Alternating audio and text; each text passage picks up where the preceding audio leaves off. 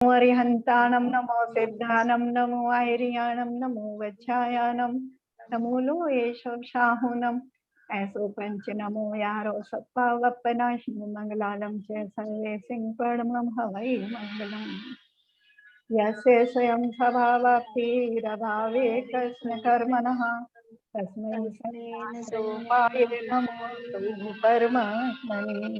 भगवानी माता की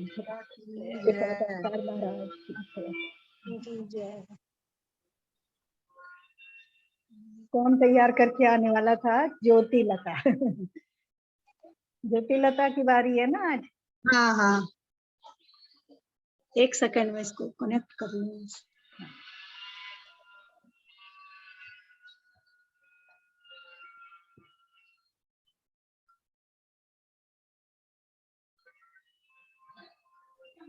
मेरी आवाज आ रही है ना? हाँ हाँ भाभी, हाँ हाँ। तो पिछली बार हम लोगों ने 9वें और 10वें का किया था रिवीजन।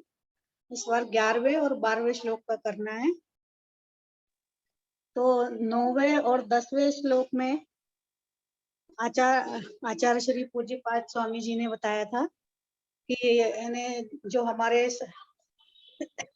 संबंधी हैं, रिश्तेदार हैं, या जो भी मित्र हैं कुटुंब में सब, वो क्या है, सब जैसे कि पक्षियों के समान है, जो कि शाम के समय विभिन्न दिशाओं से और विभिन्न देशों से आकर एक वृक्ष पर इकट्ठे होते हैं और सवेरे सवेरे अपने अपने कार्य के अपने अपने जहाँ जहाँ उनका कार्य होता है वहाँ वहाँ विभिन्न दिशाओं में और विभिन्न देशों में चले जाते हैं। तो ऐसे ही हमारे सब संबंधी हैं जो कि इस भाव में इस काल में इकट्ठे हो गए हैं और विभिन्न विभिन्न समय पर वो अपने अपने मरण को प्राप्त होंगे और अपनी अपनी जगह जन्म लेंगे। शत्रु का भी बताया था कि शत्रुओं पे भी क्यों क्रोध करना, उन पर क्रोध करने से स्वयं हमारी ही हानि होती है। तो शिष्य पूछता है कि राग और द्वेष यानी क्यों बुरे हैं, इससे क्या बुरा होता है इतना। तो आचार्य इसमें बताते हैं आगे 11वें श्लोक में कि राग द्वेष क्यों बुरा है। 11वां श्लोक पढ़ते हैं। राग द्वेष द्वयी दीर्घा नेत्राकर्षण कर्मणा अज्ञानात् सुचिरं जीवा संसाराब्धो भ्रमत्यसो। अर्थ देखते हैं इसका। राग द्वेष मतलब राग द्वेष रूपी, राग और द्वेष, द्वयी दीर्घ, द्वयी दीर्घ, द्वयी का इसका संधि विच्छेद करेंगे तो द्वयी और दीर्घ। तो द्वयी मतलब दो और दीर्घ मतलब रस्सी, लंबी, दीर्घ मतलब लंबा। और नेत्राकर्षण, नेत्राकर्षण का संधि विच्छेद करेंगे तो नेत्र धन आकर्षण, नेत्र धन आकर्षण। नेत्र का मतलब यहाँ पर रस्सी से है। नेत्र का मतलब वैसे नेत्र का संधि विच्छेद करें तो नैति प्लस इति होता है, मतलब की ओर ले जाने वाला। तो नेत्र का भी वही है कि हमें वस्तु की ओर ले जाती है नेत्र। इसी तरह नेत्र का यहाँ रस्सी से भी मतलब होता है संस्कृत में। आकर्षण मतलब खींचना, कर्मणा मतलब क्रिया के द्वारा। अज्ञानात् सुचिरम, अज्ञान मतलब अज्ञान से, सुचिरम मतलब अनादिकाल से, जीवा मतलब जीव, संसार आब्धो, इसका संधि विच्छेद होगा संसार प्लस अब्धो, अब्धो मतलब समुद्र और संसार मतलब ये जगत। भ्रमत्यसो, भ्रमति प्लस असो मतलब भ्रमति मतलब भ्रमण करता है, असो मतलब यह। तो इसका अर्थ ऐसे निकालेंगे, असो जीवा, यह जीव, अज्ञान के कारण, अज्ञानात् सुचिर, अज्ञान के कारण दीर्घ अनादिकाल से राग द्वेष रूपी दो रस्सियों की खींचने की क्रिया से संसार आब्दो मतलब आब्दो मतलब समुद्र, संसार रूपी समुद्र में भ्रमण करता रहता है। भ्रमती मतलब भ्रमण करता रहता है। इसे आचार्य ने वो दही मतने की मथनी होती है उसका उदाहरण भी दिया है इसमें, वो नेत्राकर्षण कर्मणा। दही मतने की जो मथनी होती है उसमें दही के मटके में मथनी को एक रस्सी से बांधते हैं और फिर वो एक लंबी रस्सी से उसको खींचते हैं। जब एक तरफ खींचते हैं तो और एक तरफ ढीला करते हैं और एक तरफ खींचते हैं तो ये दूसरी तरफ ढीला करते हैं। इस तरह से वो जब खींचते हैं तो मथनी चलती रहती है। तो आचार्य ने इसका इसी से उदाहरण दिया है कि ये रस्सी को राग द्वेष रूपी माना है। दो छोरों को, एक छोर को राग एक छोर को द्वेष। जब राग की अधिकता रहती है तो द्वेष की मंदता आती है और जब द्वेष की अधिकता रहती है तो राग की मंदता होती है। तो इस तरह से इन दोनों की खींचने की क्रिया से मतलब जैसे मथनी अपनी जगह पर घूमती रहती है, इसी प्रकार जब जीव राग और द्वेष करता है तो राग और द्वेष के कारण अपने बंध को बांधता है और बंध के बांधने के कारण कर्म बंध होता है उसे, और कर्म बंध के कारण इस संसार में उसका भ्रमण होता रहता है। कर्म बंध जैसे कि जैसे हमारे जैसे कि ये जो कर्म बंध होते हैं, जो हमारा शरीर वगैरह है, सब ये नो कर्म के अंतर्गत आता है। और नो कर्म का बंध किससे होता है? द्रव्य कर्म से होता है।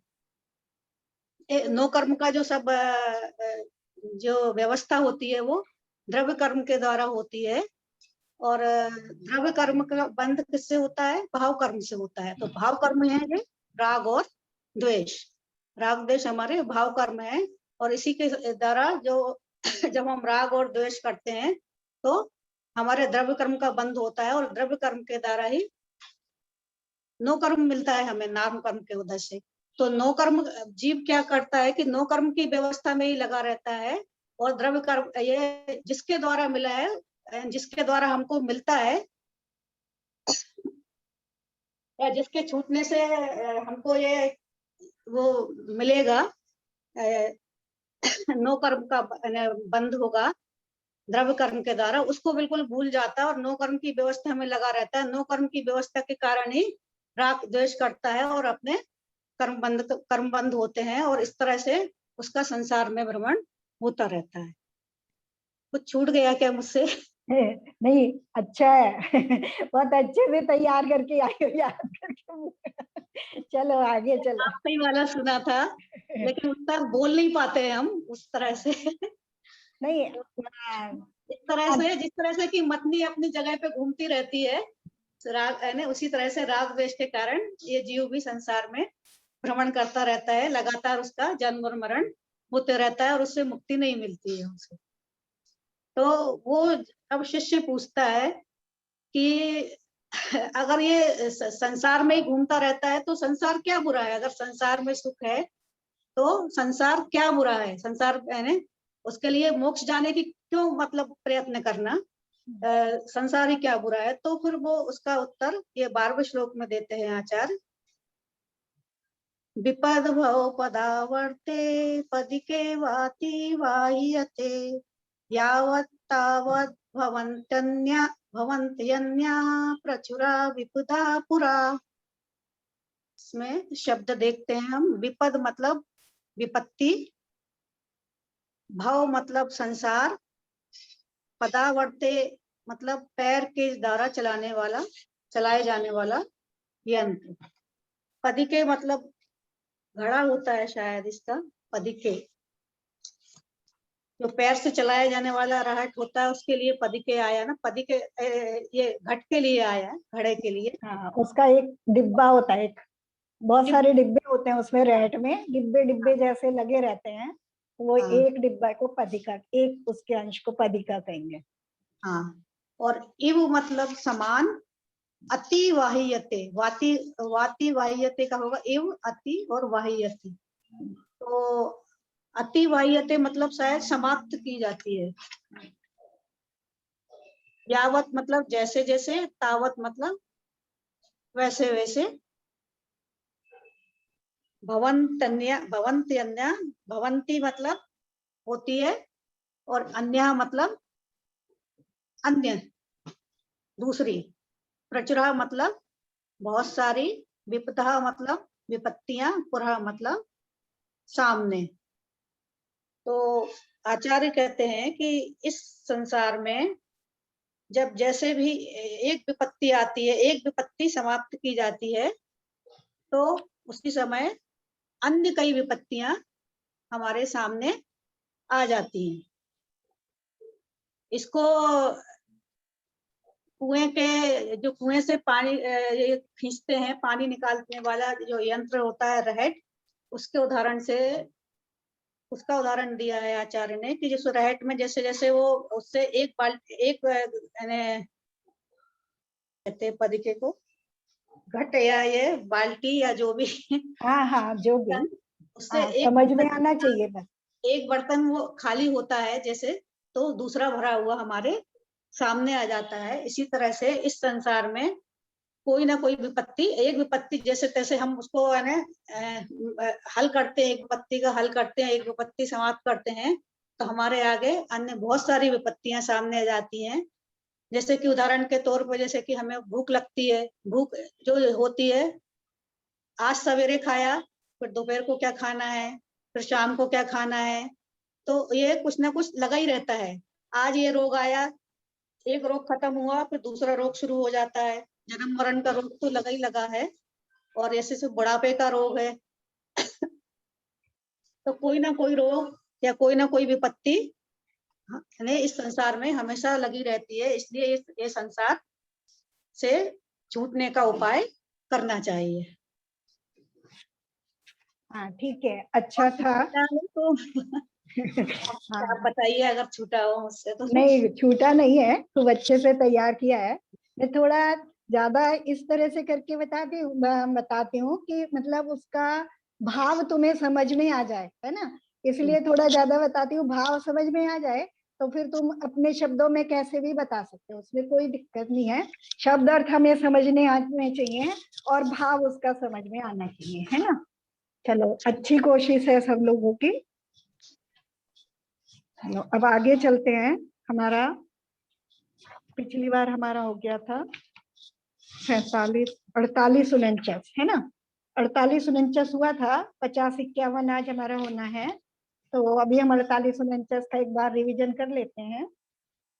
आज हमारा ग्रंथ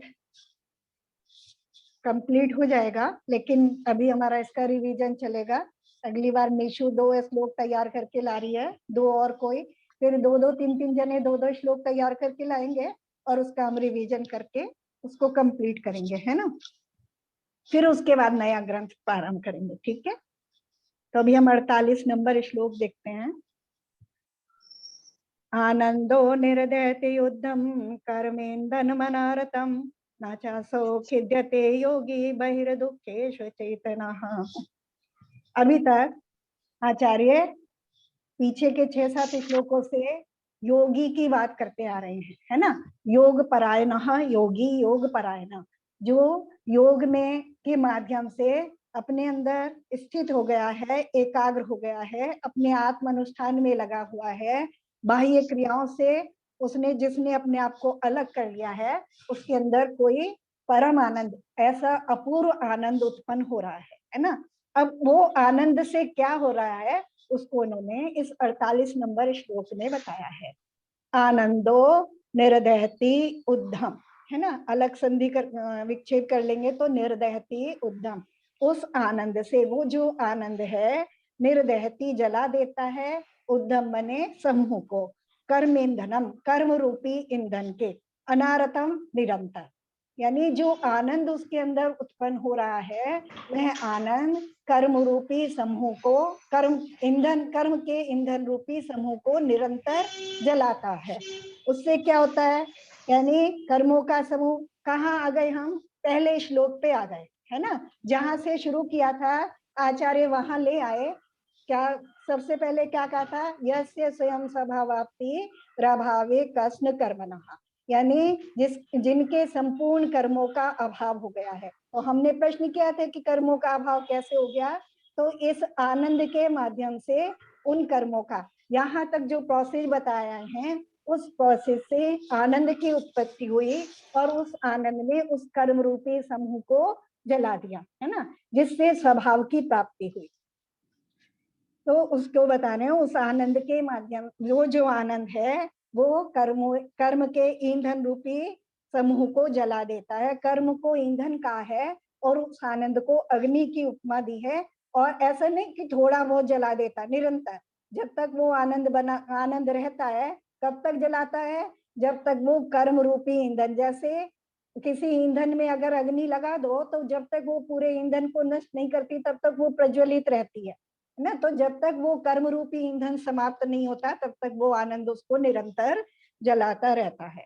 अगली लाइन में कह रहे, न च असौ खिद्यते योगी बहिर्दुखेषु चेतनः।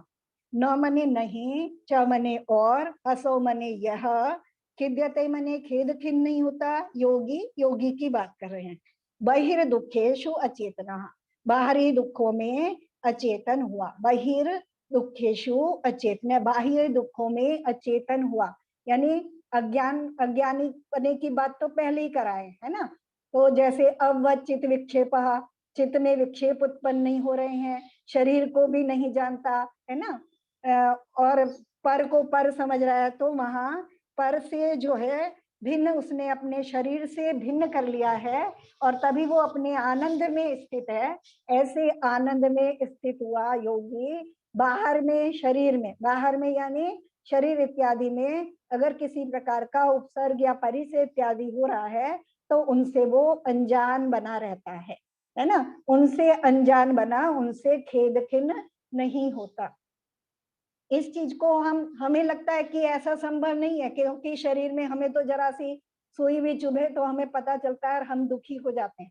लेकिन पता चलना और दुखी होना दोनों में अंतर है ना। पता चलना ज्ञान का काम है, किसके माध्यम से पता चल रहा है, ज्ञान के माध्यम से। और दुखी किस कारण से हो रहे हैं, वो चारित्र का काम है ना। दुखी सुखी होना वो मोहनीय कर्म के कारण हो रहा है, जिसने हमारे चारित्र में अपना अड्डा जमा रखा है ना। जैसे हम उदाहरण के लिए देखें कि जैसे डॉक्टर है ना, अभी पूरा तरह से नहीं कर सकते, योगी तो उससे बहुत ऊपर होते हैं। जैसे डॉक्टर हमारे किसी अंग का अगर ऑपरेशन कर रहा होता है तो उस जगह को सुन्न कर देता है ना, उस जगह को सुन्न कर देता है। तो अब जब वो ऑपरेशन कर रहा है हमारे ज्ञान में तो आ रहा है ना, जो क्रिया हो रही होती है वो हमारे ज्ञान में आ रही होती है। अगर किसी के साथ ऐसी व्यवस्था कभी हुई होगी तो उसे पता होगा, वो उस अनुभव से परिचित होगा, है ना। तो ज्ञान में आ रहा होता है, जानने में आ रहा होता है सब कुछ, लेकिन वेदना नहीं होती, दुखी नहीं होता, क्योंकि उस दुख को वो अनुभव नहीं कर पाता।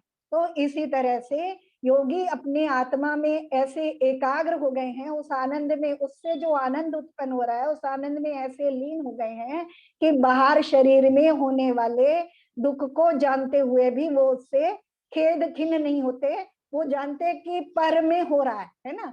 वो अपने आत्म प्रदेशों में इस तरह से स्थिर हो गए हैं कि बाहर की जो वस्तु है वो उससे अनभिज्ञ या अचेतन जैसे हो गए हैं, है ना। इस तरह से थोड़ा सा समझ लें, बाकी तो उस चीज को हम अनुभव नहीं कर सकते, केवल जैसा आचार्य ने शब्दों के माध्यम से बताया मात उतरा जान सकते हैं, है ना। वहां तक पहुंच भी पाना हमारे लिए, कल्पना करना भी शायद उतना संभव नहीं है। आगे दूसरी लाइन है ना, पहले श्लोक की दूसरी लाइन क्या कहा था, तस्मयी संज्ञान रूपाये नमोस्तु परमात्मने, है ना। ठीक है, अब उस लाइन को हम यहाँ 49 नंबर श्लोक में देखते हैं। अविद्या विदूरम ज्योति परम ज्ञानमयम महत् तत्प्रष्टव्यम तदेष्टव्यम तद्रष्टव्यम मुमुक्षुभिः। अविद्या, अविद्या मतलब अज्ञान, है ना। विदूरम मने भेदन करना, उसको समाप्त करना, नष्ट करना। ज्योति मने ज्योति, परम मने उत्कृष्ट, ज्ञानमय मने ज्ञान स्वरूप, महत मने महान।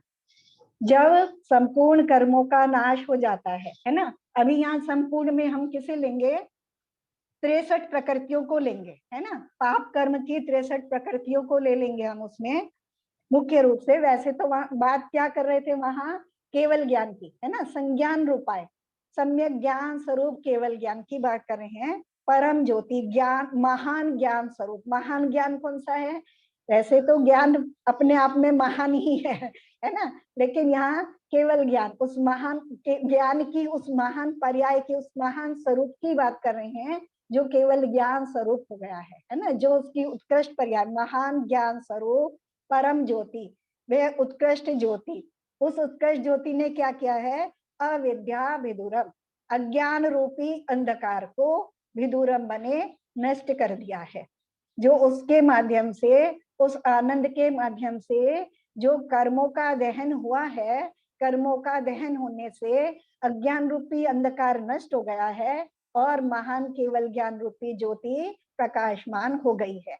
और आत्मा क्या बन गया है? परमात्मा बन गया है ना। यहाँ परमात्मा बनने के प्रोसेस पूरी हो गई। ठीक है, तो आगे दूसरी लाइन में कह रहे हैं, क्योंकि अब हमें उपदेश दिया जा रहा है कि हमें भी परमात्मा बनना है, इस प्रोसेस से परमात्मा बना जाता है। तो अब हमें अगर परमात्मा बनना है तो हमें क्या करना चाहिए?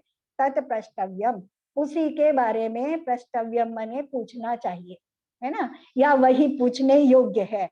तदिष्टव्यम, उसी की इच्छा करनी चाहिए, है ना, उसी को चाहना चाहिए। तद्रष्टव्यम, और उसी को देखना चाहिए। मुमुक्षु भी, किसके द्वारा? मुमुक्षुओं के द्वारा। मुमुक्षु कौन? जो मोक्ष की इच्छा करते हैं। यानी मोक्ष मतलब क्या? सुख, है ना, परमानेंट सुख, शाश्वत सुख, अव्याभास सुख, निरपेक्ष सुख, है ना, ऐसे सुख की जो इच्छा करते हैं, ऐसे मुमुक्षुओं के द्वारा। मुमुक्षु तो कोई भी हो सकता है ना, हम भी हो सकते हैं। ऐसे सुख की इच्छा हमारे अंदर भी हो सकती है। इवन चारों गतियों के किसी भी जीव के अंदर ऐसी इच्छा हो सकती है। तो सभी जीव जो ऐसी इच्छा कर रहे हैं, जो ऐसी वांछा कर रहे हैं, वो सब मुमुक्षु हैं। तो उनके द्वारा क्या करना चाहिए? अगर वो उस सुख को चाहते हैं तो तद प्रष्टव्यम, उसी के बारे में पूछना चाहिए, उसी की इच्छा करनी चाहिए, है ना, उसी की वांछा करनी चाहिए और उसी को देखना चाहिए, है ना, उसी को मतलब अपना लक्ष्य बना करके उसी में जुट जाना चाहिए। यहाँ तक विषय तो कंप्लीट हो गया। अब जैसे पूरी कहानी सुना करके हम लोग कहते हैं कि इस कहानी का उपसंहार करते हैं और फिर उससे हमें क्या लाभ होने वाला है, तो ऐसा आचार्य आगे के 2 श्लोकों में बताने वाले हैं। चले 50 नंबर श्लोक पर आ जाते हैं, है ना।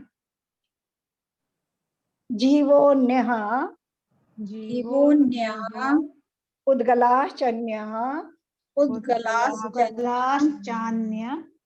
इत्यसौ इत्यस्य तत्त्वसंग्रह।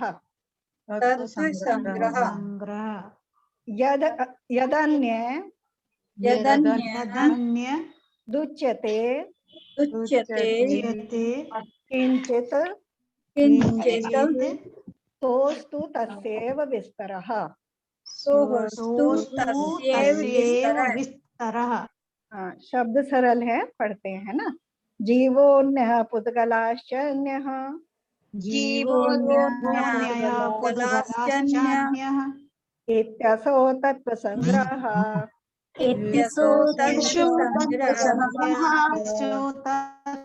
यदन्यजुच्यते यदन्यदुच्यते थोड़ा सा ना इको हो रहा है ना।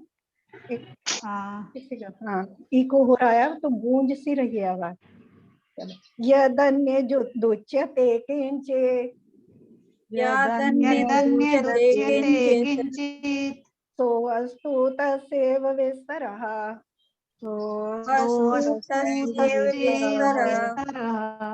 जीवोऽन्यः पुद्गलाश्चान्यः इत्यसौ तत्त्वसंग्रहः। तत्त्वसंग्रह यदन्यजुच्यते किंचित् यदन्यदुच्यते किंचित् सोऽस्तु तस्यैव विस्तरः। वस्तु तस्यैव विस्तरः। तस्यैव विस्तरः। जीवः अन्यः, जीव अन्य है, यानी जीव जुदा है, अन्य है दूसरा है, अलग है, जुदा है। पुद्गलश्च अन्य, और च पुद्गलः च अन्य, है ना, इसका संधि उच्चेद करेंगे। पुद्गलः च अन्य, च मने और पुद्गलः अन्य, और पुद्गल जुदा है। जीव अन्य है, जीव जुदा है, और पुद्गल जुदा है। इति असौ, इति मने यह, इति असौ यही तत्व संग्रह, यही तत्व का सार है ना। पूरा उपसंहार कर दिया कि पूरा का पूरा जो आचार्य ने 49 श्लोक बताए हैं उस पूरे का सार क्या है, एक लाइन में बता दिया है ना, कि क्या है कि जीव जुदा है और पुद्गल जुदा है, यही तत्व का सार है। यद अन्यद उच्यते, दूसरी लाइन में यद अन्यद उच्यते, यद मने जो, अन्य मने और कुछ भी, उच्यते कहा जाता है, किंचित मने कुछ भी, है ना। यद किंचित अन्यद उच्यते, जो कुछ भी और इसके अतिरिक्त कहा जाता है, अन्यद मने इसके अतिरिक्त कहा जाता है, सो अस्तु वह है, तस्यैव विस्तार है, उसका ही विस्तार है। पूरे के पूरे जैन धर्म का सार है ये, है ना, केवल इस ग्रंथ का सार नहीं है, पूरे जैन धर्म का सार है कि जीव जुदा है, पुद्गल जुदा है, यही तत्व का सार है। और इसके अतिरिक्त यद अन्यद उच्यते किंचित, इसके अतिरिक्त जो कुछ भी कहा जाता है वह सब इसका ही विस्तार है ना। लग रहा है ना ऐसा पढ़ करके, समझ में आ रहा है कि नहीं आ रहा है ना। जीव पुद्गल, पुद्गल में क्या ले लेंगे, ये सारा संपूर्ण जितना हमें दिखाई दे रहा है ना, और शरीर भी, और द्रव्य कर्म भी, है ना, और भाव कर्म भी उसके निमित्त से, क्योंकि वो उसमें जुड़ने के कारण हो रहे हैं, है ना। तो इसको दिया भी है इन्होंने, ये बहुत आता है कथन, जीव जुदा पुद्गल जुदा, यही तत्व का सार, अन्य कछु व्याख्यान जो या ही का विस्तार, है ना, बहुत आराम से बता रहे हैं।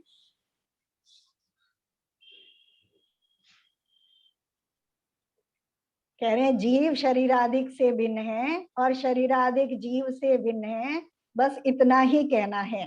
सत्यार्थ आत्मरूप तत्व का संपूर्ण रूप से ग्रहण हो जाए और जो कुछ तत्संग्रह के सिवाय भेद प्रभेद आदि विस्तार में सुनने की रुचि इच्छा रखने वाले शिष्यों के लिए आचार्यों ने कहा है, वह सब इसी का विस्तार है। इसी एक बात को जीव जुदा और पुद्गल जुदा समझाने के लिए कहा गया है। जो विस्तार किया है उसको भी हम श्रद्धा की दृष्टि से देखते हैं।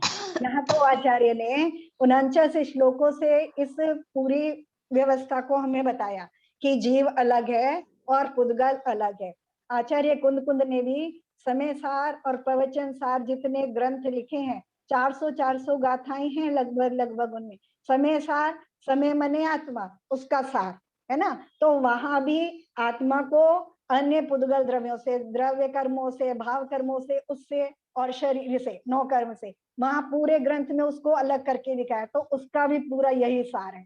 प्रवचन सार में भी ज्ञान प्रकाशन ज्ञेय प्रकाशन, ज्ञान और ज्ञान रूप से, ज्ञान और ज्ञेय रूप से, कि ज्ञान है वो जीव तत्व है और अन्य सब ज्ञेय है, ऐसे करके। यानी इतने बड़े बड़े ग्रंथों का भी सार यही है कि जीव अलग है और पुद्गल अलग है। कोई सा भी अनुयोग हम ले लें, प्रथमानुयोग देख लें तो द्रव्यानुयोग देख लें, तो कर्णानुयोग देख लें तो कर्णानुयोग, आजकल हम पूरा उसी का विषय रात में चल रहा है, तो वहां भी जीव की अवस्थाएं जो दिखा रहे हैं, सब अवस्थाओं में जीव को दिखा रहे हैं कि वो सब अवस्थाएं हैं और वो किसकी हैं, जीव की हो रही है। कैसे हो रही है, संसार रूप अवस्था से, यानी पुद्गल के साथ जुड़ने के कारण।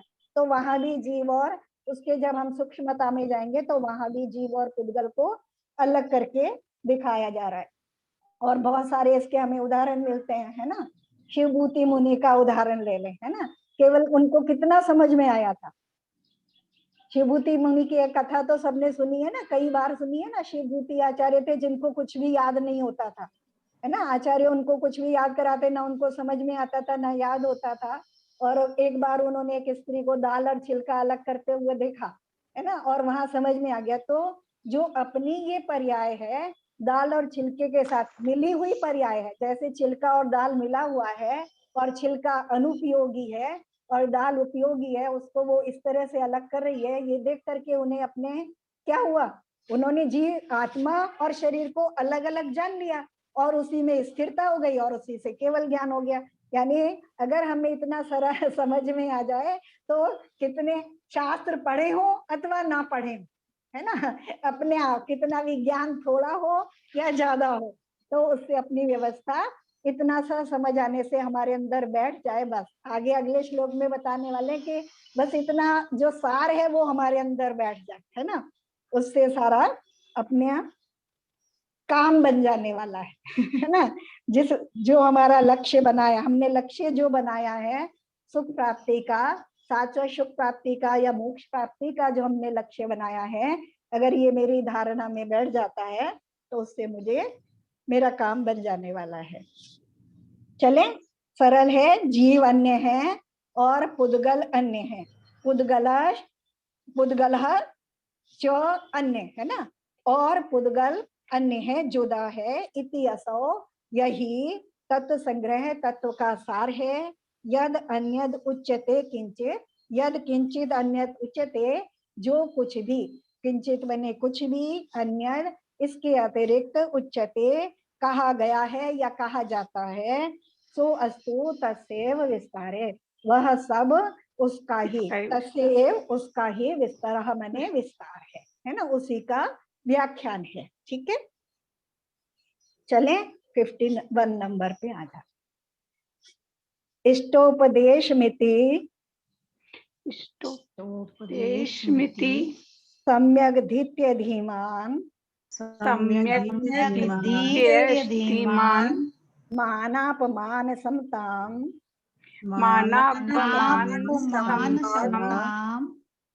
स्वमताद वितन्य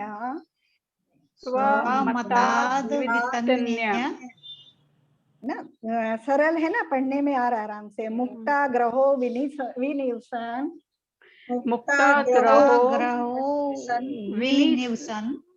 जिने वनेवा सजने वनेवा मुक्ति श्रियम श्रियम निरुपमा मुपयाति भव्यः।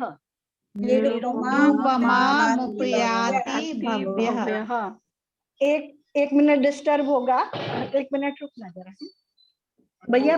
पेमेंट हो गया है ना, वो सिलेंडर आप उठा लोगे क्या, उधर रखा है।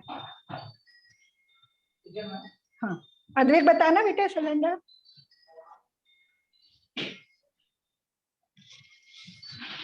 चलो, सॉरी डिस्टर्ब के लिए। गैस सिलेंडर आया है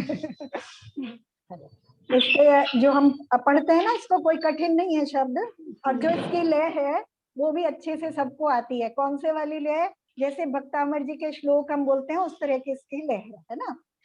इष्टोपदेशमिति सम्यगधीत्यधीमान्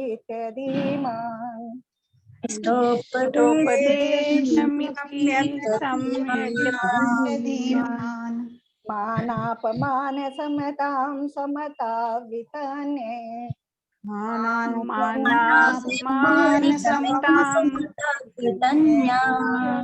मुक्ताग्रहो विनिवसन सजने वनेवा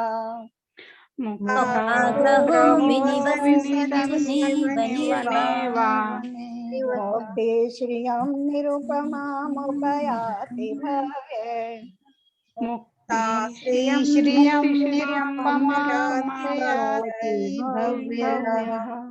देखो जहाँ शब्द आसान हो जाते हैं ना, जैसे निरुपमा मुपयाति है ना, तो ऐसे दो हिस्से करके बोलेंगे तो हम सरलता से भूल जाते हैं, है ना।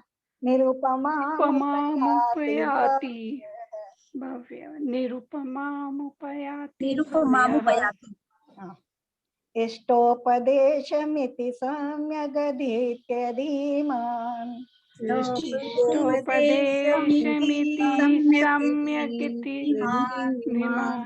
मानापमान समतां समताद् वितन्ये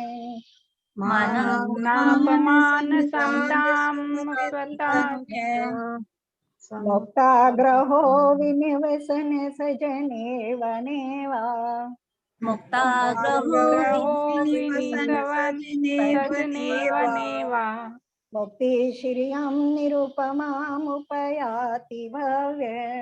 मुक्ति श्रियं निरुपमामुपयाति भव्यः। देखने में लग रहे हैं बड़े बड़े शब्द, लेकिन सरल हैं, है ना। एक आध बार पढ़ोगे तो आराम से पढ़े जाएंगे। ठीक है, चले अर्थ करें। इष्टोपदेशम इति, इति मने यह है जो हम पूरा पढ़ के आए। इष्टोपदेश, इष्टोपदेश ग्रंथ का नाम है और इसमें इष्ट का उपदेश दिया गया है। इष्ट मने हमने पहले ही देखा था इच्छित, है ना। जो हम चाहते हैं वो हमारे लिए इष्ट होता है, और हम सुख को चाहते हैं तो ये ग्रंथ सुख को देने वाला है, ये उपदेश सुख को देने वाला है। इस इष्टोपदेश को सम्यक आदित्य, है ना, सम्यक आदित्य संधि हो गई है, का होता है सम्यक आदित्य। सम्यक मने भली प्रकार से, आदित्य मने ग्रहण करके, धारण करके, है ना। आदित्य पढ़ने के लिए भी आता है, ग्रहण करने के लिए भी आता है, और धारण करने के लिए। धारण करने के, धारण यहाँ हम लेंगे कि अंदर में, खाली पढ़कर नहीं, क्योंकि पढ़ेंगे तो पढ़ने से कुछ नहीं होने वाला, है ना। पढ़ना एक अलग चीज है, पढ़ करके उसको अंदर में धारण करके भली प्रकार से, वो भी भली प्रकार से, इस इष्टोपदेश को भली प्रकार से आदित्य मने धारण करके, धीमान कौन, बुद्धिमान। बुद्धिमान कौन है, जैसे हम विद्वान कहते हैं ऐसे बुद्धिमान कहते हैं, है ना। जिसे अपने अच्छे बुरे का ज्ञान हो गया है, यानी जो है और उपादेय को जानता है, ऐसा बुद्धिमान, है ना। मान अपमान समता, पहले शब्द लगातार देख ले रहे हैं, फिर भाव देखेंगे, उसका क्रम से देखेंगे फिर, है ना। मान अपमान समता, मान और अपमान, है ना, उसमें समता, समता को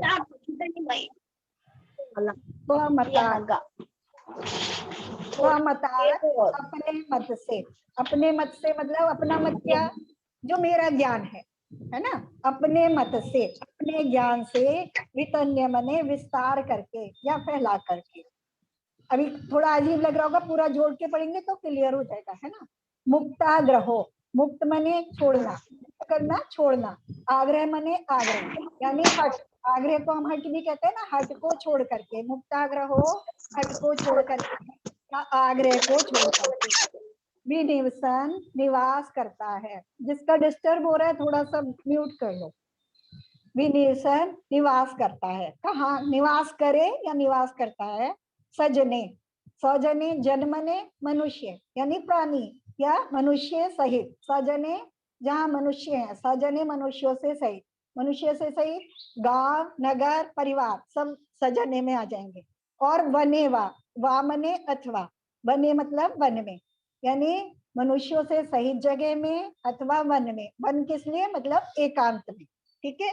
मुक्ति श्रियम, श्रियम मने लक्ष्मी, मुक्ति रूपी लक्ष्मी को। निरुपमाम उपयाति, दो शब्द हैं, निरुपमाम उपयाति। निरुपमाम जिसकी उपमा नहीं दी जा सकती, ऐसा निरूपम, ऐसी निरूपम। उपयाति मने प्राप्त करता है, भव्य मने भव्य जी। ठीक है, सबके शब्द समझ में आ गए, इनको अब क्रम से लगाते हैं। भव्य धीमान, जो धीमान भव्य, धीमान मने पहली लाइन में से धीमान यानी बुद्धिमान, उस बुद्धिमान व्यक्ति की बात कर रहे हैं। कौन, जो भव्य भी है ना। दो चीजें आ गई इसमें, मतलब भव्य है यानी उसमें ऐसी योग्यता है, उपादान की अपेक्षा से बात हो गई। और धीमान यानी अब इसमें उसमें इस समय वर्तमान जो शक्ति ऐसी है जिसमें हे उपादेय का निर्णय करने की, जिसमें वर्तमान में योग्यता है। यानी कौन कर पाएगा हे उपादेय का निर्णय, जो संगी पंचेंद्री होगा, है ना वो, क्योंकि जो मन रहित हैं उनमें हे उपादेय को भेद करने की योग्यता नहीं होती है संगी पंचेंद्रियों में। तो बुद्धिमान, भव्य बुद्धिमान जीव इस इष्टोपदेश को, है ना, इति इष्टोपदेशम, इस इष्टोपदेश को सम्यक आदित्य अच्छी प्रकार से, भली प्रकार से धारण करके, भली प्रकार से धारण करके क्या करेगा, मुक्ति श्रियम निरुपमा मुक्ति श्रियम उपयाति, निरुपमा, उपमा रहे मुक्ति रूपी लक्ष्मी को प्राप्त करता है ना। ये आचार्य ने इसका फल बता दिया और साथ में हमें आशीर्वाद भी दे दिया है ना, कि अगर हमने अच्छी प्रकार से इसको धारण किया है तो हम भी मुक्ति रूपी लक्ष्मी को प्राप्त करने वाले हैं। ठीक है, क्योंकि भव्य हैं और हे उपादेय का निर्णय करने की हमें शक्ति है और इष्टोपदेश को हमने अच्छी प्रकार से पूरा समझने का प्रयास किया है। लेकिन अब इसको हमने भली प्रकार से समझा है या नहीं समझा, इसका निर्णय कैसे करेंगे, है ना। तो वो बता रहे हैं, मान अपमान समता स्वमताद वितन्य। स्वमता अपने ज्ञान से, यानी अब मुझे हे और उपादेय का ज्ञान हो गया ना, तो अब मैं अपने ज्ञान से मान और अपमान में समता को फैलाकर, यानी अब मुझे मान और अपमान में अगर मेरे अंदर समता बनी रहती है, मेरा ज्ञान, क्योंकि मैंने अच्छी प्रकार से इसको धारण कर लिया है, तो अब मुझे मान और अपमान में समता धारण कर पाता हूं मैं, है ना। तो मान, ये मुझे इससे पता चल रहा है, अगर मैं मान और अपमान में समता को धारण कर पाता हूँ तो मैंने इष्टोपदेश को अच्छी प्रकार से ग्रहण कर लिया, अच्छी प्रकार से धारण कर लिया है। फिर दूसरी चीज और कह रहे हैं, फिर मुक्ताग्रहो, है ना, जिसने हट छोड़ दिया है, मुक्त आग्रह, आग्रह को छोड़ दिया है, यानी आग्रह से रहित हो गया, यानी अपने पक्ष को कैसे कर रहा है, हे और उपादेय से उसको तोल रहा है ना, कि वो हे है और उपादेय है। और हे उपादेय को पहले, इससे पहले श्लोक में बताया है ना, कि जीव अन्य है और उद्गल अन्य है। फिर क्या कह रहे हैं, फिर उस ऐसी अवस्था में क्या करे, विनिवसन, निवास करे, कहाँ, सजने वनेवा, यानी जिसके अंदर ऐसी योग्यता पैदा हो गई, फिर वो चाहे तो ग्राम में निवास करे, नगर में निवास करे अथवा वन में निवास करे, लेकिन जिसने इष्टोपदेश को अच्छी प्रकार से धारण कर लिया है, आग्रह को छोड़ दिया है, और जिसने मान अपमान में समता को, अपने ज्ञान से मान और अपमान में समता को फैला लिया है या समता को धारण कर लिया है, वह निरुपमाम, यानी उपमा रहित, जिसकी संसार में कोई उपमा नहीं दी जा सकती, ऐसी मोक्ष रूपी लक्ष्मी को प्राप्त करता है। ठीक है, अब अपने अपने को इसमें हम तोल लेंगे कि हमें मान और अपमान में हम समता कैसे कर सकते हैं, कर सकते हैं क्या, है ना। जिसने इष्टोपदेश को अच्छी तरह से, हाँ आंटी, कोशिश तो कर सकते हैं ना एक बार, पर कभी कभी नहीं हो पाता है, कभी नहीं कभी हो ऐसे जाता है, नहीं होता, लेकिन ऐसे सोच तो लेकिन सकते हैं भाव कि तो आ जाते हैं तो हो हाँ। जाता है। उस समय हमें अभी इतना पढ़ने के बाद जब भी हम कोई क्रिया करते हैं तो अंदर ये सब चीजें आने लगती हैं और हमारे भाव को हम काफी कुछ कंट्रोल कर लेते हैं। देखो पर अभी क्या होता उतना है, तो समझ आ गया ना कि हाँ। भाई हमें क्या करना है, वो तो भी समझना बहुत जरूरी था ना। तो ये हाँ। सबसे वो उतना समझेगा कि भी हमें क्या करना है आगे। अब जब कोई विशेष रूप से सम्मान दे रहा हो या हम्म, अपमान कर रहा हो, है ना, अच्छा, सम्मान और अपमान करने वाले कौन होते हैं, है ना, हम अपने ही होते वह हैं। हाँ, पंचेंद्रिय जीवी होते हैं, है ना, पंचेंद्रिय करनी नहीं। है ना, अपने आसपास के ही होते हैं सब, है ना। तो वो क्योंकि बाकी जो अन्य हैं उनसे तो मान अपमान हमें भाषित नहीं होता, कोई मच्छर काट रहा है तो हमें ऐसा नहीं लगता वो हमारा अपमान कर रहा है या हमारा सम्मान कर रहा है ना, लग रहा है बस हाँ उसको भगा दो या उसे दूर कर दो, ये जरूर थोड़ा सा आ जाता है वहां भी परिणामों में। लेकिन मान अपमान जहाँ कषायों की तीव्रता होती है, वहां अपने जो आसपास के जीव हैं उन्हीं में हम मान और अपमान महसूस करते हैं, है ना। तो वहां हम कैसे, अब हमने वस्तु का स्वरूप समझ लिया, है ना, और सभी नए भी हम पहले से समझ के आए थे, तो वहां हम देखें कि हम क्या हैं, वो क्या है ना। अगर जब हमें सम्मान मिल रहा हो तो तब कैसे तोलेंगे बताओ, है ना। जब आप कहते हो कि हाँ क्षमता, हाँ कहते हो ना, आंटी, लेकिन ऐसा है जैसे अभी बहुत बोलते हैं कोई, नहीं बहुत ये है, या कोई बहुत सम्मान देते हैं, तो अपन एक बार मतलब ऐसे पहले नहीं बोलते थे, लेकिन अब तो ऐसे बोलते थे भी हाँ हम तो निमित्त मात्र हैं, मतलब ये सब तो ऐसे आ गया कि इतना अच्छा नहीं लगता, और ये लगता है कि बार बार हमारी प्रशंसा या सम्मान कर रहे हो तो हमें अहम भी आ सकता है, मतलब मन में कोई नहीं लाना ना अपने को, अहम ही तो नहीं कैसे लाना। नहीं आएगा, देखो उसको हम वस्तु स्वरूप की दृष्टि हाँ। से जब हम उसको देखेंगे तो कैसे नहीं आएगा। देखो देखो, जैसे हम आपस में बात करें। जैसे तुम लोग मुझे अपने आपने आंटी बताया, आपने आंटी ऐसे करा, आप ये आप हो, जैसे आप देखो तो हम उसको किस दृष्टि से देखें। अब देखें हम जीव हैं, है ना। अब निश्चय नय से, जैसी मैं शुद्ध निश्चय नय से जैसी मैं आत्मा हूँ वैसी तुम आत्मा हो, तुम हाँ हम दोनों में सबसे कोई अंतर नहीं है। अशुद्ध निश्चय नय से देखें तो जैसे तुम रागी द्वेषी हो मैं भी वैसे रागी द्वेषी हूँ, अभी मैं वीतराग नहीं बन गई हूँ, है ना।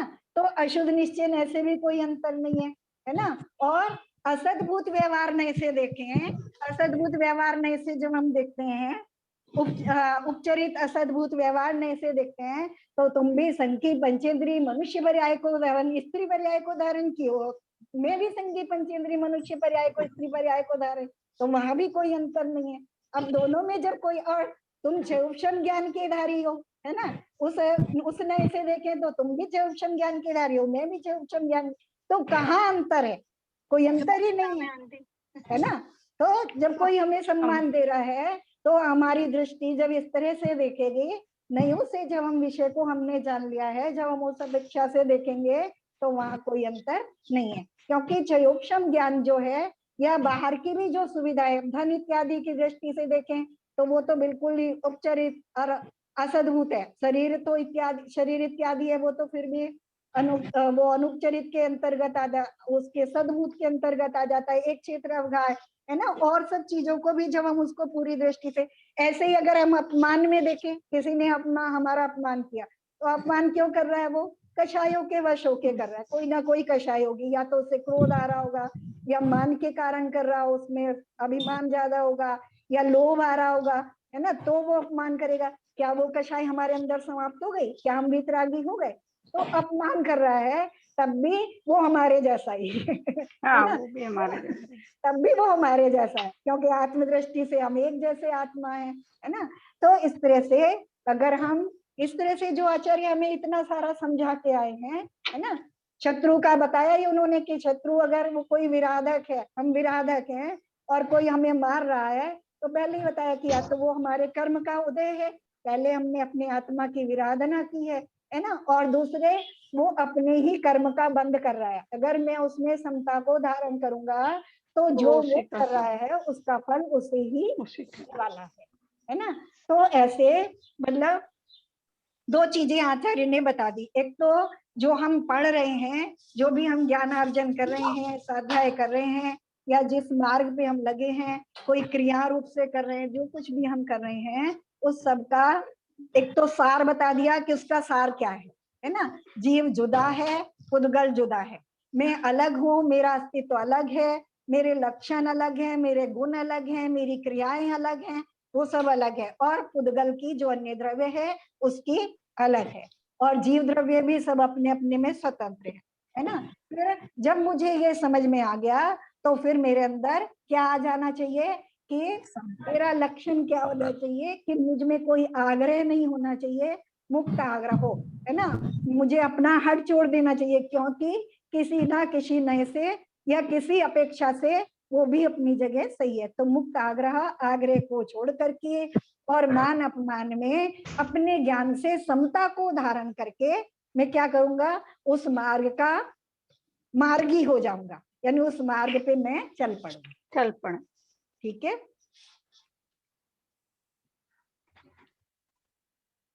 ये आंटी अभी अगला कौन सा ग्रंथ लेंगे? अगला जो तुमने पढ़ा है ना अभी वही पढ़ने वाले अच्छा, द्रव्य संग्रह। हाँ, पेपर अच्छा हो गया तुम्हारा? हाँ आंटी बहुत अच्छा, बहुत सरल आया था। हाँ, वो सरल तो आता ही है, पेपर वो परीक्षा देने के लिए नहीं है ना, अपने आप को समझने के लिए है। हाँ, उसका भी बहुत अच्छा था। ये पंचनंदी पंचविसंति का दोनों एक ही पेपर में किए थे उन्होंने।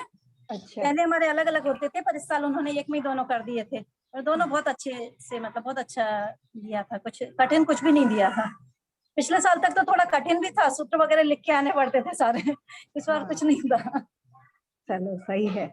ज्ञान, जब ज्ञान आनंद का कारण बन जाए तब वो ज्ञान कार्यकारी है ना। वो ज्ञान मुझे अंदर में आनंद देने लगे, है ना, और ज्ञान अगर मुझे आनंद देना कम कर दे, है ना, मेरे, है ना, ज्ञान मेरे मान को बढ़ा दे, मान कषाय को बढ़ा दे, तो ज्ञान का प्रयोजन भी हम अच्छे से समझ लें, है ना।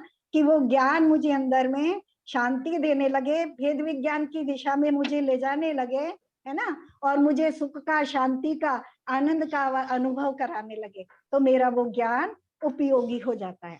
ठीक है, एक बार इसको और देख लेते हैं।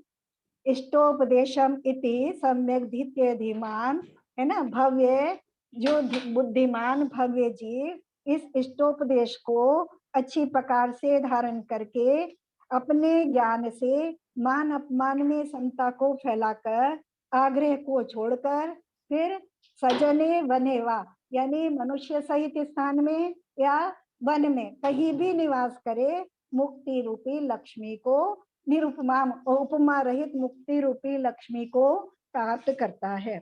जैसे प्रमीला उस दिन कह रही थी ना कि नहीं, क्षमा भी उस दिन कह रही थी, है ना, कि वहाँ आचार्य हमें मिले, है ना, तो यहाँ क्या कह रहे हैं, जब हमारे अंदर इस तरह की व्यवस्था हो जाएगी तो फिर हाँ, चाहे तो मनुष्यों के बीच में रहें और चाहे अकेले वन में रहें, हमारे अंदर का जो भाव हमें बन गया है, जब हमें उसका ज्ञान हो गया, उसका दर्शन हो गया, उसकी पहचान हो गई है, अपने आत्म स्वभाव की पहचान हो गई है, तो हमारे आग्रह छूट जाते हैं और दूसरे लोग हो या ना हो उससे हमें कोई फर्क नहीं पड़ता है, नहीं पड़ता, है ना। तो ये हमारा ग्रंथ पूरा हो गया। अगर किसी ने कोई नियम ले लिया हो तो वो भी एक बार फिर से उसको अगली बार हम क्लास में रिवीजन कर लेंगे, और अगली बार निशु तैयार करके आने वाली है ना, तो अब हम 6 श्लोक एक बार में ले सकते हैं मेरे ख्याल से, है ना। 3 रिवीजन हमें करना है ना, तो 3 लोग, तो एक तो निशु 2 श्लोक तैयार करके आने वाली हैं, निशु 14। हाँ, और उसके बाद 2 फिर कोई और तैयार करके आए, 6 करके आएंगे। अगर 4 हो गए तो 4, 6 हो गए तो 6, कम से कम हमने क्या पढ़ा एक बार उसका बस रिवीजन कर लें। थोड़ा थोड़ा भी करके आओ, कोई जरूरत नहीं है कि बहुत डिटेल में करके आओ। भाव ये है कि तुम्हें उसके शब्द और अर्थ समझ में आ गए हैं और उसका भाव थोड़ा सा समझ में आ गया है, और हमने क्या पढ़ा है उसको हम एक बार फिर से रिवीजन करने, बस इतना ही प्रयोजन है ना। और बाकी तो उससे संबंधित कोई प्रश्न है तो कभी भी कैसे भी पूछा जा सकता है, क्लास में भी पूछा जा सकता है, व्हाट्सएप से भी पूछा जा सकता है। इसका थोड़ा सा ये पढ़ लेते हैं, इसमें जो उन्होंने अर्थ दिया है। इष्ट कहते हैं सुख को, मोक्ष को और उसके कारणभूत स्वात्म ध्यान को, क्योंकि कार्य में जो कारण रूप होता है उसमें भी हम आरोप करके, यानी आत्मा का ध्यान करना भी इष्ट हो गया इससे, है ना। इस इष्ट का उपदेश यथावत प्रतिपादन किया है, जिसके द्वारा या जिसमें, इसलिए इस ग्रंथ को इष्ट कहते हैं, इष्टोपदेश। इसका भली प्रकार व्यवहार और निश्चय से पठन एवं चिंतन करके हित और अहित की परीक्षा करने में चतुर ऐसे भव्य प्राणी, है ना, बुद्धिमान की व्याख्या कर दी कि जो हित और अहित को जान सकता हो, ऐसा भव्य प्राणी जिसमें मोक्ष जाने की योग्यता है। दोनों चीजें होनी चाहिए, है ना, निश्चय और व्यवहार से बता दिया, और जिससे अनंत ज्ञानादिक प्रकट हो सकते हैं। इस इष्टोपदेश के अध्ययन चिंतन करने से उत्पन्न हुए आत्मज्ञान से मान अपमान में राग द्वेष न करने रूप समता का प्रसार करके, यानी कोई सम्मान कर रहा है तो राग नहीं हो रहा है उसके साथ, और कोई अपमान कर रहा है तो उसमें मुझे द्वेष नहीं हो रहा है, मेरे अंदर समता का भाव बना है। ऐसे नगर ग्रामादिकों में अथवा निर्जन वन में विधि पूर्वक ठहरते हुए छोड़ दिया है बाहरी पदार्थों में मैं और मेरेपन का आग्रह, है ना। मुक्त आग्रह को बताया कि ये मैं हूं और ये मेरा है, ऐसा आग्रह जिसका छूट गया है, क्योंकि जो मैं हूं उसमें मैं पना आ गया है ना। अथवा हटाग्रह जिसमें ऐसा वीतराग होता हुआ प्राणी अनुपम तथा अनंत ज्ञानादि गुणों को और संपत्ति रूप मुक्ति लक्ष्मी को प्राप्त कर लेता है। ठीक है, ये आगे पुरुषार्थ सिद्धि उपाय भी लीजिएगा आप ग्रंथ, पुरुषार्थ सिद्धि उपाय। हाँ, पुरुषार्थ सिद्धि उपाय लिया जा सकता है, वो थोड़ा उसके अभी थोड़ा और अभ्यास हो जाए। तो वो बड़ा ग्रंथ है, उसमें ज्यादा गाथाएं हैं, और एक उसकी थोड़ी संस्कृत भी थोड़ी सी कठिन है ना। अच्छा, ले सकते हैं, मुझे कोई दिक्कत नहीं है। मैंने तो अभी मेरा पूरा हुआ है, थोड़े दिन पहले ही, 10-15 दिन पहले मैंने पढ़ा था।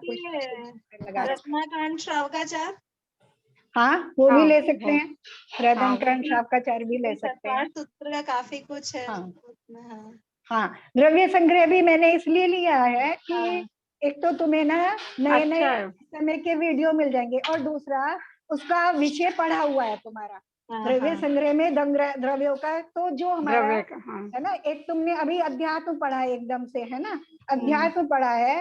तो वैसे तो वो भी द्रव्यानुयोग का ग्रंथ है, द्रव्य संग्रह तो द्रव्यानुयोग का ग्रंथ है, लेकिन उसका विषय थोड़ा अलग है। एक दूसरे उसमें थोड़ी सी प्राकृत भाषा की गाथाएं पढ़ने का तुम्हें अभ्यास हो जाएगा, और जो पुराना जो परिचित विषय है उसका रिवीजन हो जाएगा उसके माध्यम से, है ना। तो इसलिए मैंने, और अच्छा छोटा है। ग्रंथ है ना, उसमें छोटा भी है और अभी अच्छा भी है। इसमें द्रव्य 54 संग्रह अभी तो मेरे पास ना पूरा वो लिखा हुआ है, जैसे ये किताब है ना, इसका अर्थ सहित सारे एक एक शब्द का अर्थ है मेरे पास। बहुत अच्छी किताब है, उसमें सब बहुत अच्छे से दिया है, जैसे स्टोपदेश का था ना वैसा ही है वो। मैं मेरे पास शेयर भी है। हाँ, तो वो एक एक पन्ना शेयर करते रहना। उसमें हम तो ग्रंथ से पढ़ने वाले हैं। उसमें ब्रह्मदेव सूर्य के उसमें संस्कृत व्याख्या है। उसमें तो बहुत अच्छा दिया है उन्होंने उसका। वो थोड़ा जो, क्योंकि जो वीडियो रहते हैं यूट्यूब में वो तो थोड़ा विषय को शॉर्ट छोड़ में। के बस शॉर्ट हाँ। में रहते हैं, है ना। तो हम उसको थोड़ा, क्योंकि विषय तो हम परिचित हैं उससे, तो हम थोड़ा सा डिटेल में पढ़ने वाले हैं उसको, हाँ, हाँ। है ना, थोड़ा सा। तो क्योंकि द्रव्य संग्रह काय में से पढ़ेंगे? द्रव्य किताब है संग्रह, ना। हाँ, कैसे पढ़ना चाहोगे बताओ। मैं तो, या 2 पेज तो मैं ऐसे ही भेज दूंगी, जैसे ये मैंने स्टोपदेश के भेजे थे ना। कितनी गाथाएं हैं इसमें द्रव्य संग्रह में। हाँ, मेरे पास भी बुक है द्रव्य संग्रह की। अगर किसी के पास है तब तो बहुत अच्छा है। मेरे पास है ये मेरे पास मेरे पास भी पूरा है उसका, बहुत अच्छी छोटी सी किताब है। मेरे ख्याल, हाँ, ज्यादातर पास मुझे है। लगता है सबके पास होगी द्रव्य संग्रह, है ना। तो मेरे पास नहीं है ना आंटी, मेरे और पास मेरे पास नहीं है। एक्स्ट्रा है, किसी को भी चाहिए हो तो ले सकते हैं। 2-3 किताबें एक्स्ट्रा है मेरे पास। मुझे दे देना। हाँ तो फिर तुम दे हाँ, देना। हाँ, जिसको भी चाहिए, क्योंकि मेरी मम्मी जो माता जी है ना, उन्होंने ही लिखा था उस पर थोड़ा सा, तो उन्होंने मुझे 4-5 किताबें दे दी कि जिसको भी चाहिए हो तो दे देना। तो पहले तो मैंने मतलब पहले भी तो दिया उसमें है। अर्थ भी है क्या? उसमें अर्थ भी है उसमें, हाँ, हाँ, थोड़ा अर्थ भी है उसमें। ठीक। थोड़ा मेरे सा पास उसमें तो कहीं मिस्टेक है, थोड़ा कहीं हो प्रणम्य सकता है सागर कि जी जो की पढ़ेंगे है। तो आप एक बार देख लेना, कहीं एक आध कहीं हो सकता है, क्योंकि उसका वो नहीं हो पाया था जो वो होता है ना एंड का, राइटिंग के बाद। आंटी हाँ, मेरा राइटिंग एक क्वेश्चन था कि हाँ, अपन को मान तो करना नहीं चाहिए, पर कोई अपन को मान दे तो मान तो ले सकते हैं ना। नहीं नहीं, क्यों लेना। अभी तो बताया, है अभी ना। तो ले, उसका अभी तो काम है मान नहीं करना, तो लोग अपने बाग को तो फिर है सब ना, अगर हम ऐस- मना कर देते हैं ना कि नहीं, तो बोलते हैं कि ये ज्यादा ही मतलब वो भाव खा रहे हैं कि क्या, मतलब देखो, ठीक है ना, अपने मन में मान नहीं है, पर दूसरा हाँ, अगर मन में अपना मत करो, हाँ, मन में नहीं करो। देखो, नहीं, हाँ, वही मैं कह रही हूँ, मन में मान नहीं है, पर कोई दूसरा अगर अपन को मान दे देगा ना तो फिर क्या करें? वो तो देखो, उसका काम है ना कर देना। तो देखो, वो एक अलग चीज है। अभी हम जो हम पढ़ रहे हैं, वहां निश्चय नय और व्यवहार नय दोनों को हम अच्छे से समझ के चलें, है ना, क्योंकि वस्तु का स्वरूप ऐसा ही है ना। जैसे मान लो शरीर है, जैसे शरीर एक भी अंग के बिना, है ना, अगर एक हाथ से काम करना हो तो कितना काम कर पाएंगे, एक पैर से चलना हो तो कितना चल पाएंगे, है ना। तो ऐसे ही जो संसार की व्यवस्था है और मोक्ष मार्ग भी दोनों नयों से बनता है। देखो, ये आचार्य ने जो ग्रंथ लिखे, और हमें जो, या भगवान की वाणी खिल रही है, या जो कुछ भी हमें मिल रहा है, वो निश्चय नहीं से नहीं है, व्यवहार मार्ग है ना वो सब, है ना। जो उन्होंने लिखा, जो निश्चय से था वो तो उनके अंदर ही था, जो उन्होंने लिखा। इसमें क्या काम हो रहा है, जो ग्रंथ है, जो वाणी उनकी खिरी वो भी पुद्गलमयी है ना। जो तीर्थंकर देव की वाणी खिरी वो भी पुद्गलमयी है। तो लेकिन वस्तु का स्वरूप कोई मुझे मान दे रहा है तो ये उसका काम है, मैं क्या ले रहा हूँ, है ना, ये मुझ पे निर्भर करता है। यानी मेरे अंदर वो क्योंकि मुझे वहां उस समय क्या दिखना चाहिए, दृष्टि में मुझे अपना स्वरूप दिखना चाहिए, है ना। जैसे अभी देखो, उस दिन तुम कह रही थी ना, जैसे विद्यासागर महाराज मुझे मिले, ऐसे मुझे भी कई बार, बहुत बार ऐसे विकल्प आते हैं, जैसे हम स्थिति में रहते हैं और जैसा हमारे अंदर में चलता है। कई बार आता है कि कहाँ फंसे हैं, है ना, कहाँ चले, छोड़ छाड़ के चले। तो अभी जब मैं आचार्य के वचन पढ़ रही थी कि सजने बनेवा, तो तब मुझे अब तुम्हारी तरह तुम्हारा भी प्रश्न आया मेरे दिमाग में, मेरे अपने भी विचार आए कि कई बार लगता है अरे कहाँ फंसे हैं, चलो छोड़ छाड़ के, क्या है, ऐसी पर्याय बेकार में चली जा रही। तो वहां तो आचार्य क्या कह रहे हैं कि जब वस्तु का स्वरूप मुझे भाषित हो गया, तो मैं वहां जाके जो करने वाला हूँ, मान लो मुझे पिछले जन्म में मिले तो वो तो मुझे अभी उपलब्ध है, मैं वहां जाऊं, वहां रहूं उनके पास, अब वहां जाके मैं क्या करने वाला हूँ, है ना। बताएगी, रीतु बताएगी वहां जाके हम क्या करने वाले। अगर हम माता जी के साथ रहें तो हमारी व्यवस्था कैसी होगी। सुबह उठेंगे 4 बजे, है ना रीतु? बताओ रीतु कैसे करेंगे। मैं एक बार गई थी माता जी के वहाँ, माता जी की तबीयत ठीक नहीं थी तो मैं 6 दिन रह के आई थी। तो सब 5 बजे वहाँ, तो 4:30 पौने 5 पे सब उठ जाते हैं, तो मैं भी उठ जाती थी। सब लोग स्वाध्याय वो सामायिक करने बैठ जाती थी, तो मैं भी साथ में सामायिक करती थी। कोई दीदी वगैरह ओम वगैरह की ध्वनि भी करती थी, उनके साथ में भी ओम वगैरह की ध्वनि करती थी। फिर ऐसे 7 बजे तक फिर जो है महाराज जी के थोड़े प्रवचन वगैरह चलते थे, तो फिर वो महाराज जी के प्रवचन वगैरह सुनते थे। उसके बाद जो है मंदिर में जाके पूजा वगैरह करती थी दीदी वगैरह, तो उनके साथ वो बहुत जल्दी चली जाती थी, है ना 6:30 बजे यहाँ महाराज जी के चलते थे, तो मैं वो भी देखने में अभिषेक देख के आ जाती थी। दीदी वगैरह पूरी पूजा भी करती थी। फिर यहाँ महाराज जी के प्रवचन सुनते थे, तो वो प्रवचन सुनते थे। फिर वहां से आते थे तो चौकी में चली जाती थी, तो चौकी में माता जी का भोजन वगैरह बनता था, उसमें थोड़ा काम कराती थी। फिर आहार देके वहां से फिर निकलती थी, क्योंकि सोले के वस्त्र पहन लेते थे। फिर उसके बाद आके थोड़ा हम लोग का खाना, जो हम सोले का ही खाते थे ना बाहर, तो वहां आके खाना खाती थी। उसके बाद जो है दिन भर इन लोगों की जैसी जैसी चर्या होती थी, मैं बस पूरा उनमें ही रम गई थी। मैं भूल गई थी मेरा कोई घर है, मेरा कोई बच्चे हैं, क्योंकि बच्चों को भी मैं लेकिन भैया के यहाँ छोड़ गई थी। अब देखो घर में, अगर हम घर में रहेंगे तो 5 बजे उठो, ठीक है, 5 बजे उठो, सामायिक करो। उस समय घर के मेंबर नहीं उठे तो बड़े आराम से तुम ध्यान कर सकते हो, सामायिक कर सकते हो। फिर उसके बाद अपनी नित्य क्रियाओं से निवृत्त होकर के, है ना, फिर अपना उस हिसाब से जो करना है, जैसी भी व्यवस्था है उस हिसाब से एडजस्ट कर लो। कि भोजन तो बनाना ही है ना, वहां भी आप आहार बनाओगे चौका, जब तक दीक्षा नहीं ले रहे हो, ग्रस्त हो, तब तक ये काम करोगे। घर में भी अपना शुद्धि से आहार बनाओ, शुद्धि से चौका बनाओ, जैसे प्रेम से, क्योंकि वो भी भव्य आत्माएं हैं, जो हमारे आसपास हैं वो भी सब भव्य आत्माएं हैं, उनको भी प्रेम से आहार कराओ, है ना। और फिर दोपहर में जब फ्री हो जाओ तो फिर स्वाध्याय करो, है ना। शाम को फिर ऐसे तो उस तरह की व्यवस्था हम यहाँ भी कर सकते हैं, थोड़ी कम होंगी लेकिन हो सकती आंटी यहाँ है ना? थोड़ी सी सल रहती है, बस एक सल बनी रहती है यहाँ। और जैसे वहाँ अभी आप ही आदि से आज मुझे बोल रहा है, ये कुछ साइंस का चैप्टर था, ये बोले मम्मी से पढ़ो, तो बोलता है मम्मी को कहाँ अपनी पढ़ाई से फुर्सत है जो मुझे पढ़ा है। मतलब आप जितना ध्यान दे रहे हो उतना उन्हें कम ही लगता है, कितना भी उन्हें और ज्यादा हमारा अटेंशन चाहिए। हाँ, तो उसमें एडजस्ट कर लो कि इतना टाइम तुम्हारे लिए है ना। तो वहाँ व्यवस्था बनानी पड़ेगी हमें, है ना। हम व्यवस्था लगता है कि व्यवस्था बनानी पड़ती है थोड़ी सी, बस हो जाता है, लेकिन सब काम हो जाता है ना। जब मान लो मुझे मंदिर जाना, जब मैं करती थी, मैं अब काम भी करती थी, मतलब आजीविका का साधन भी करना है, घर भी देखना है। ऐसे में अगर वो रोजाना की व्यवस्था चल रही तो वो तो चल रही, लेकिन मेहमान आ गए और मुझे मंदिर भी जाना है, मुझे पूजा भी करनी है, तो मैं एडजस्ट करती थी ना, थोड़ा और जल्दी उठती थी, और जल्दी उठ के उनके लिए नाश्ता वास्ता तैयार करके तब मंदिर जाती थी। तो मतलब थोड़ा सा आगे पीछे कर लिया, उनको भी मेरे कारण कोई दुविधा ना हो और मेरा काम भी ना रुके, तो कर सकते हैं, है ना। और ये नित्य हमें लेकिन अपने लिए करना जरूरी है ना। ऐसा नहीं है कि दूसरों का को छोड़ देंगे, दूसरों के लिए नहीं करेंगे, लेकिन अपने लिए भी करेंगे, है ना। ऐसे ही सब चीजों पे लागू हो जाता है ना। अब जहाँ भी मान है अपमान है, उसका तो अभी डिटेल से नहीं बताया, ये उसमें तो हम बड़े अच्छे से थोड़ा सा भी चिंतन करेंगे तो समझ में आ जाएगा कि उस मान से भी मुझे कुछ मिलने वाला नहीं। कुछ लोग तो जबरदस्ती करते हैं, जबरदस्ती दे रहे हैं मान। कभी कभी मुझे लगता है काय को चने के झाड़ में चढ़ा रहे हो, ऐसा लगता है अंदर से कि बेकार में चने के झाड़ में चढ़ा रहे हैं, लेकिन अंदर में लगता है कि यार किसी को तो नहीं कह रहे कि ठीक है, वो अपने भावों से कर रहा है, उसके अंदर ऐसे भाव आ रहे हैं तो उसका वो अपना राग भाव है, कोई दिक्कत नहीं है ना। तो जैसे अपने भी ये 10 दिन में बोलियां लगती है तो उनका मान करते हैं अपन, वो मुकुट वगैरह पहनाते हैं, तो फिर लेते ही है ना अपन जो कुछ भी हम कर रहे होते हैं ना, देखो जो भी हम कर रहे होते हैं उसके बदले में हमें जो चाहिए होता है वो ही मिल रहा होता है। आंटी ये प्रभावना का भी एक अंग है ना, एक तरह से जैसे आप करते हैं और लोग उससे उत्साहित होते हैं कि हम भी करें ऐसा, तो ये प्रभावना का भी एक अंग हो जाता है ना। यदि हम मन से मान नहीं कर रहे हैं और लोग दे रहे हैं तो हम उसे उस रूप में नहीं ले रहे हैं, जैसे मुकुट वगैरह पहनाना है तो लोगों को लगता है कि नहीं यार ये इनका इसलिए हो रहा है कि इनने कुछ अच्छा किया, हम भी कुछ ऐसा अच्छा करें।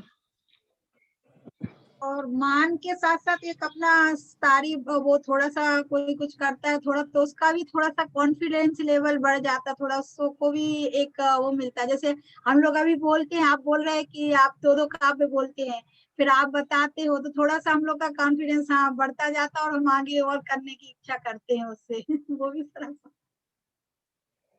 आंटी आप म्यूट हो। देखो इस सब का ना एक तरीका है, जितनी सारी क्रियाएं हो रही है ना, चाहे वो अच्छी हो रही है चाहे बुरी हो रही है, उसमें मुझे दिमाग लगाने की जरूरत नहीं है ना, क्योंकि वो एक व्यवस्था का, संसार की व्यवस्था का एक अंग है ना। जैसे एक मशीनरी है, एक मशीनरी है, कोई भी ले लो, सीधी सी मान लो गेहूं साफ करने की ले लो, उसमें एक हिस्सा ऐसा है जिसमें से वो भूसे वाला गेहूं डाला जा रहा है, एक हिस्सा ऐसा है जिसमें से गेहूं निकल रहा है, एक हिस्सा ऐसा है जिसमें से उसका भूसा बाहर हो रहा है। यानी जो संसार की व्यवस्था है, या उसमें एक भी पेच लगाया है, वो अपना अपना काम कर रहा है, तो सब अपना अपना काम कर रहे हैं। तो उसको कोई क्या कर रहा है, कैसे किया जा रहा है, बस उसमें हम काम करते, कोई भी काम करते हुए बस हम ये देखें कि उसमें कोई मतलब जो पाप हो रहे हैं, जिसको हम कहते हैं हिंसा, झूठ, चोरी, कुशील, परिग्रह, ये पाप तो नहीं हो रहे हैं, मेरी कसाई तो नहीं बढ़ रही है, बस मेन चीज ये है देखने की। और क्रिया कैसी भी हो रही है उससे कोई प्रयोजन नहीं है ना, उससे मेरी कषाएं कितनी बढ़ रही है, कषाएं तो नहीं बढ़ रही है मेरी, उससे उससे मेरा पाप, मैं पाप तो नहीं कर रहा हूँ उन क्रियाओं के माध्यम से, हिंसा इत्यादि तो नहीं कर रहा हूँ। उसको अगर हमें सूक्ष्म में जाना है तो बस हमें ये देखना है ना। और बाकी क्रियाएं कैसी भी हो रही है, चाहे कोई अच्छी कर रहा है तो वो अपने लिए कर रहा है, बुरी कर रहा है तो अपने लिए कर रहा है, मैं जो करूंगा उसका फल मुझे होने वाला। बस सारा सार तो पूरा का पूरा यही है संसार तो ऐसे ही चलते रहने वाला है ना, अगर कोई गलत नहीं करेगा तो संसार कैसे चलेगा सबको करना ही है, सबको अपना अपना काम करना है, सब अपना अपना कर रहे हैं। चलो ठीक है, जिनवानी स्तुति कर लेते हैं, बहुत हो गया आज। शावानी के ज्ञान से सूझे लोग सोमानी ये जिनवानी भारती तो जपो दिन रे जो तेरी शरण कैसो पावे, ते भगवान को गुरु सेवा निर्मल दया धर पालो सदा जय जिनवानी माता जय।